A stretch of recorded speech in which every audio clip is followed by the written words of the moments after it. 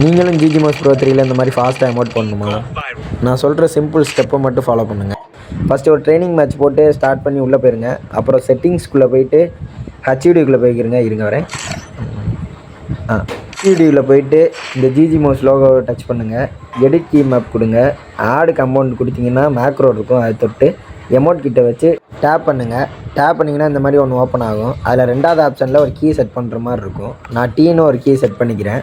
Set பண்ணிட்டு லூப்பை கொடுங்க. லூப்பை கொடுத்து எடிட் ஆப்ஷன் கொடுத்தீங்கன்னா இந்த மாதிரி வரும். இந்த சைடில் உள்ள டேப் கொடுத்துட்டு 10 வச்சுருங்க. அப்புறம் இந்த மூலையில் ஆரோ கட்டுது பாருங்கள், அந்த இதை கொடுத்தீங்கன்னா இந்த மாதிரி லொக்கேஷன் வரும். அதை ஃபஸ்ட்டு இதில் எமோட்டில் வச்சு மொத்தமாக எல்லாத்தையும் சேவ் கொடுத்து வெளியே வந்துடுங்க. இருங்க வரேன்.